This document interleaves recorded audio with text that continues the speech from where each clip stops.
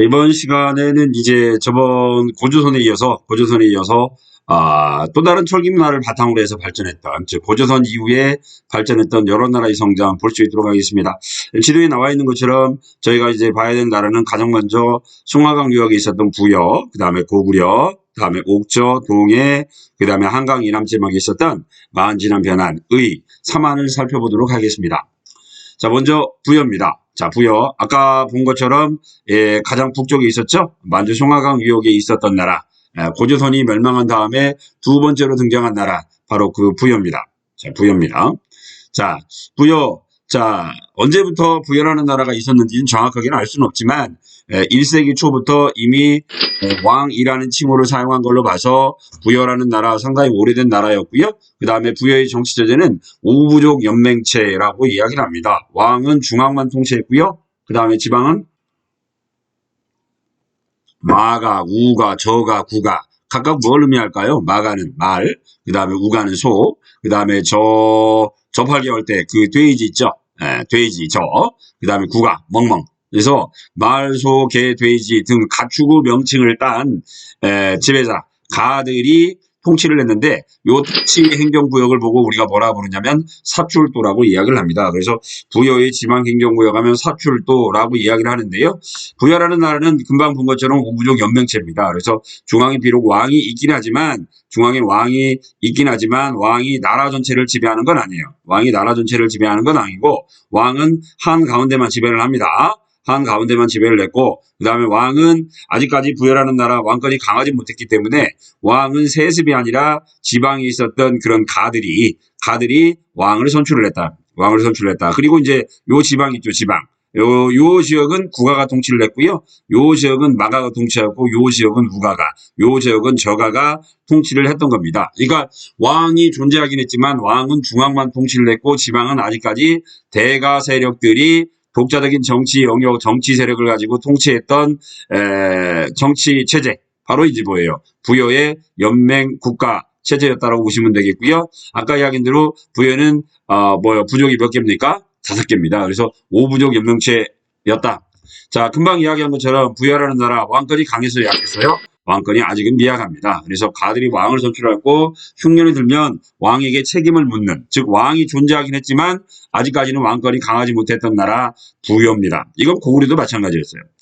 자, 그 다음에 부여의 사회와 풍습입니다. 부여의 법률. 자, 살인자는 사형에 처하고 가족은 뭘로 삼았다? 가족은 무기로 삼았어요. 그 다음에 도둑질한 자는 몇 배로 갖게 했다? 12배로 갖게 했다. 우리 뭐라고 얘기합니까? 일책 12법이 있었던 나라, 바로 이제 부여입니다. 그 다음에 부여의 풍습은 형사취수제라는 게 있어요. 이 형사취수제는 고구려도 마찬가지였죠. 형이 죽으면 형수하고 누가 사는 겁니까? 동생이 같이 사는 겁니다. 이건 이제 왜 이런 좋으면 좋고 아무튼 회계망측한 그런 결혼 풍습이 있었던 이유는 재산이 이제 어때요? 만약에 형이 죽은 다음에 형수가 재가를 하면 이 집 재산이 어때요? 다른 집으로 넘어가게 되는 거죠. 그래서 이제 재산이 다른 집으로 넘어가는 걸 막기 위해서 실시했던 제도다라고 이야기를 하고요. 그 다음에 풍습으로는 순장이라는 것이 있는 걸로 돼 있고요. 순장, 이건 뭐예요? 왕이 죽으면 어때요? 그 신하라든가 아니면 옆에 도우미들을 같이 매장을 하는 그런 풍습이죠. 그 다음에 또 하나 뭐가 빠졌어요? 뒤에 보면 나중에 나오는데 부여라는 나라 제천행사가 있었다. 부여의 제천행사는 뭐다? 영고다. 고까지, 영고까지 그렇게 정리를 하시면 되겠고요. 그 다음에 이제 고구려입니다. 고구려. 영고는 특별히 교재에는 없습니다만 여기다 써놓으세요. 영고 책에다 하나 써놓도록 하고요. 그 다음에 고구려입니다. 고구려는 이제 어때요? 압록강 유역이 있었던 나라. 고구려가 되죠. 그래서 압록강 어디에서 맨 처음에 졸본 지역에서 시작을 해서 나중에는 수도를 어디로 옮깁니까? 유리왕 때 국내성으로 옮긴 나라입니다. 자, 국내성으로 옮기죠. 자, 그래서 고구려. 부여에서 이주해 온 집단이 졸본에서 건국했다. 부여 우리 잘 아시죠? 주몽의 건국설화 보면 이제 어때요? 주몽이 성장해서 부여의 부소 왕자에게 쫓겨나죠. 부소 왕자와 정치적 갈등을 벌이게 됐고 이 와중에서 이제 어때요? 주몽이 추종 세력들을 이끌고 남쪽으로 내려와서 졸본에 건국했다. 졸본. 넓은 평야도 있는데 아무래도 이제 고구려라는 나라 초창기에는 요 산악지대에다가 수도를 건국했죠. 수도를 건국합니다. 요게 이제 오녀산성입니다. 오녀산성이라고 하는 뭐랄까 천의 요새에 이제 나라를 건국하긴 했는데 이제 그러다 보니까 고구려의 건국 이야기 하면 이제 고구려는 초기에는 어디에다 건국을 했다. 산악지대에 건국을 하다 보니 초기에는 이제 무슨 경제, 아무래도 이제 정복 경제를 주로 이제 추구를 하게 됩니다. 산악지대에 국가를 건설했기 때문에. 자, 성장. 주변의 작은 나라들을 통합하면서 성장했고, 아까 이야기한 대로 졸본. 굉장히 높은 곳에 있는 산성이죠. 아무래도 이제 큰 나라를 통치하기는 좀 부적합했기 때문에 졸본에서 비록 나라가 시작되긴 했지만 좀 넓은 지역인 어디로 천도를 합니까? 국내성으로 천도를 하게 됩니다. 이제 태조왕 때 국내성으로 수도를 천도하게 되죠. 자, 국내성은 뭐 지금도 있죠. 중국 바로 압록강 바로 요 앞에 있는 데가 이제 압록강입니다. 압록강 건너서 바로 있는 지역입니다. 아직 요 지역은 아직까지도 이제 어때요? 그 당시 고구려가 쌓았던 성벽이 일부분 남아 있죠. 바로 이제 국내성으로 옮겨서 고구려는 이제 어때요? 본격적인 큰 나라 대국으로 성장을 하게 됩니다. 자, 정치 봅니다. 아까 부여 오부족 연명체라고 그랬죠? 고구려도 역시 오부족 연명체입니다. 다만 이제 부여는 마가, 우가, 저가, 구가 가축의 명칭을 가지고 있는 오부족이었고요. 가축의 명칭을 가지고 있는 걸로 봐서 부여라는 나라는 고구려하고는 달리 어때요? 농업이라든가 목축을 굉장히 장려한 나라 그렇게 이야기를 하고요. 자, 고구려 오부족 연명체 한번 보도록 하겠습니다. 자, 부여하고는 명칭이 좀 다르죠. 계로부, 관노부, 연노부, 소노부, 전로부입니다. 여기 보면 루라든가 노라는 단어가 들어가 있는데 요 노라든가 루가 의미하는 건 계곡을 의미합니다. 계곡. 그러니까 뭐 계라고 하는 계곡에 있는 부족, 관이라고 하는 계곡에 있는 부족 뭐 이런 식으로 되는 거죠. 이제 계곡이라는 명칭이 쭉 붙어 있는 걸로 봐서 아까 한번 말씀드린 것처럼 고구려라는 나라가 어디에 건국했다? 바로 이제 산악지대에 건국했다라는 걸 알 수가 있고요. 국가에 중요한 일이 있으면 계로부, 관노부, 연노부, 소노부의 족장들이 모여서 국가의 중대사를 결정합니다. 이걸 보고 우리가 뭐라 부른다? 제가회의라고 부릅니다. 제가회의라고 불렀고요. 똑같이 이제 오부족 연명체 사회다 보니까 고구려도 초기에는 어디와 마찬가지로 부여와 마찬가지로 왕권이 좀 미약했겠죠. 왕권이 미약했고요. 요 5개 부족 가운데 왕을 가장 많이 배출한 부족은 바로 요 계르부가 됩니다. 계르부. 자, 그래서 오부족 연명체 사회였고요. 왕 아래 상가, 구추가 등의 대가들이 사자, 조이, 선인들을 갈리고 지방을 어때요? 독자적으로 통치를 했다. 아까 부여도 마가 지역은 누가 지배했다? 마가 세력이 통치했다고 하는 것과 마찬가지로 고구려도 어때요? 왕은 중앙만 통치했고 지방은 아직까지는 어때요? 독자적인 대가 세력들이 통치한 오부족 연명체 국가였다. 아까 말씀드렸죠? 국가의 중대사가 있으면 이제 어때요? 대가들이 모여서 제가회의에서 결정을 했다. 자, 대가들이 모여. 어디에 모였을까? 요건 이제 국동대열입니다. 고구려. 그래서 고구려가 하늘에 뭐 제사를 지낸다든가 아니면 중대한 일이 있으면 바로 이제 이곳에 모여가지고 제사를 지내고 아마 회의를 하지 않았을까? 뭐 그렇게 생각을 해보는 겁니다. 그냥 고구려 유적이라 한번 여러분께 제시를 해드린 거고요. 국동대열. 여기에서 고구려의 제천왕사인 뭐가 있었을까요? 뭐가 있었어요? 아까 부여는 영구라고 그랬죠. 그 다음에 고구려는 뭐예요? 고구려는 갑자기 생각이 안 난다. 고구려는 뭐였죠? 동맹? 자, 아무튼 국가의 중대사를 결정을 했고요. 그 다음에 혼인 풍습으로는 뭐가 있었다? 형사 추수제와 그 다음 뭐가 있어요? 서옥제가 있습니다. 서옥제. 요 서옥제는 이건 옛날에는 대리사회라고도 불렀는데요. 고구려의 결혼 풍습 서옥제입니다. 혼인할 때 미리 구두로 미리 정하고 여자 집에 본체 뒤편에 작은 별채를 지었는데 그 집을 뭐라고 불렀다? 서옥이라고 불렀다. 서옥. 자, 서옥. 그 다음에 자식을 낳아 장성하면 이제 아내를 자기 집으로 데리고 돌아갔다. 고구려의 결혼 풍습 때 서옥제라고 이야기를 하고요. 일명 대리사회제라고도 이야기를 하는데요. 이러한 이제 고구려의 풍습은 어디에 있어요? 삼국지, 위서, 동이전. 삼국지, 위초고 삼국 있죠. 이 중에 위나라 역사책입니다. 위나라 역사책에 보면 동쪽에는 누가 있다? 동쪽에 사는 오랑캐 동이가 있는데 그 동이 가운데 누구에 대한 이야기? 고구려의 결혼 풍습과 관련된 기록이 써 있는 겁니다. 그래서 고구려의 결혼 풍습을 우리가 뭐라 부른다? 서옥제라고 부른다. 얘도 이제 아까 봤던 내용 많이 나오니까 꼭 알아둘 수 있도록 부탁드리겠습니다. 그 다음에 또 이제 아까 옥저와 동해 있죠. 우리가 이제 봤던 거 부여, 그 다음에 고구려. 옥저는 어디에 있습니까? 요 동해 안에 있죠. 예, 옥저 밑에 동해가 있어요. 여러분들이 좀 헷갈리는데 옥저가 위에 있고 그 다음에 동해는 강원도에 있습니다. 이것도 꼭 알아두시고요. 요 앞에는 뭐가 있어요? 동해가 있죠. 요 뒤쪽은 뭐가 있을까요? 옥저 뒤에는 개마고원이 있고요. 동해는 뒤쪽에 뭐가 있습니까? 태백산맥이 놓여져 있죠. 그러다 보니 옥저와 동해가 있던 지역은 비록 토지가 비옥하긴 하지만 굉장히 어때요?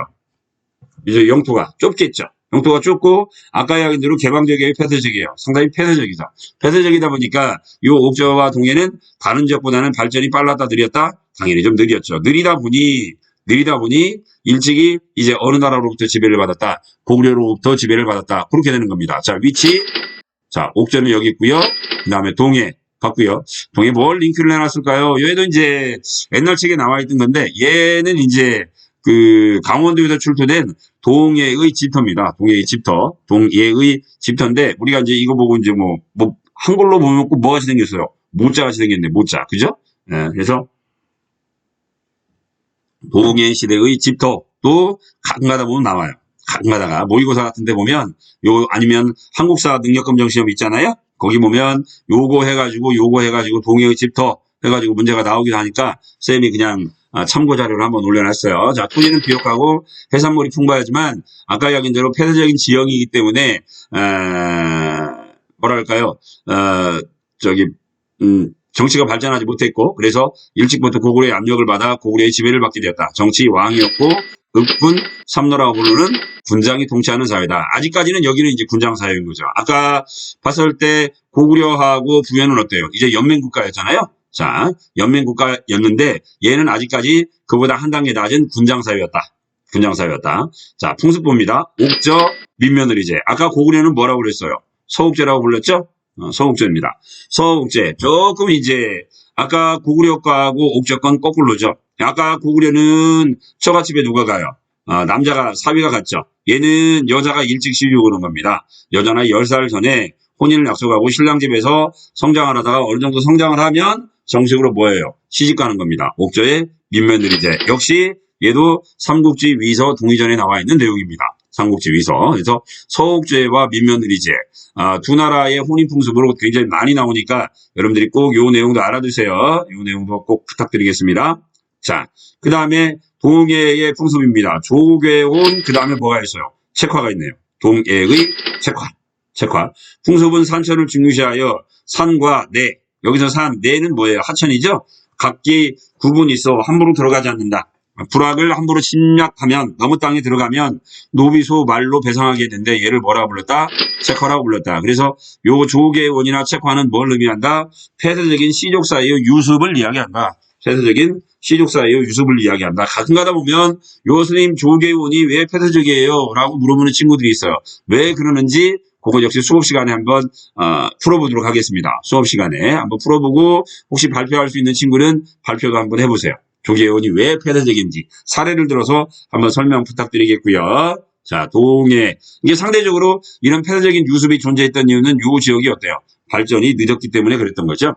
자, 이제 그 다음에 이제 마지막 이제 사만사에 보도록 하겠습니다. 사만입니다. 아까 이야기한 대로 요 사만은 한강유역에 있었던 마한, 진한, 변한을 이야기를 합니다. 자, 성립, 마한, 54개 나라 가장 컸죠. 그 다음에 진한, 변한. 진한은 신라, 변한은 가야입니다. 12개 나라가 있었다. 정치, 마한의 목지국. 그러니까 54개 나라 가운데 가장 강했던 나라 어느 나라? 목지국이 있었고요. 요 목지국의 지배자가 만왕 혹은 진왕이 되어서 사만 전체, 그러니까 54 더하기 12 더하기 12이면 어때요? 78개 나라죠? 78개를 대표했던 게 누구였다? 목지국이 왕이었다.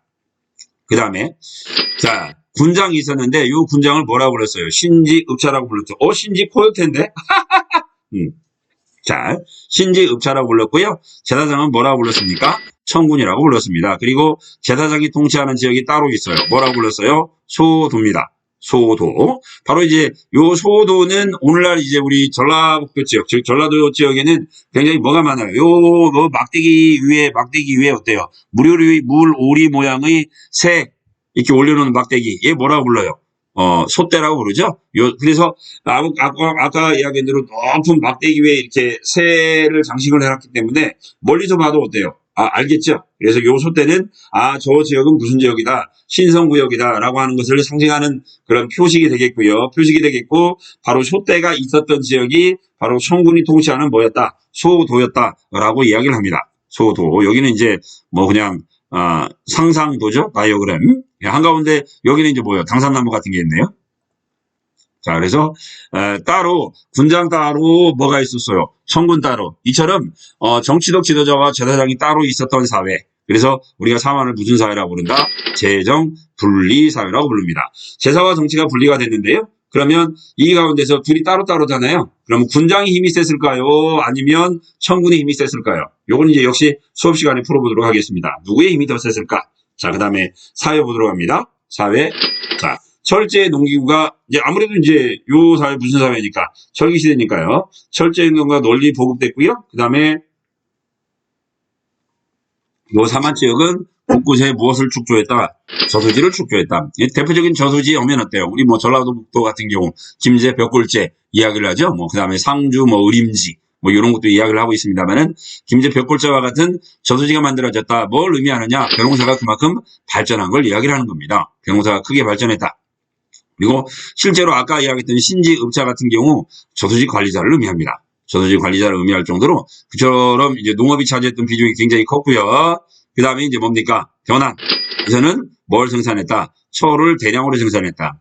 이 변환에서 생산했던 철을 우리가 뭐라 부르냐면 덩이쇠라고 부릅니다. 요 덩이쇠를 일본이라든가 아니면 중국의 낭랑 지역에 수출했던 걸로 되어 있고요. 요 덩이쇠를 수입을 해가지고 요 놈을 다시 이제 어때요? 용광로에다 집어넣어가지고 재련을 해서 원하는 모양으로 만들었겠죠. 농기구를 만들거나 아니면 칼을 만들거나 아니면 이제 또 뭡니까? 뭐 창을 만들거나 뭐 그렇게 사용을 했겠죠. 이처럼 이제 덩어리로 만든 쇠를 수출을 했다. 덩이쇠입니다. 덩이쇠. 덩이쇠. 그래서 철 여기다가 덩이쇠도 하나 써놓으세요.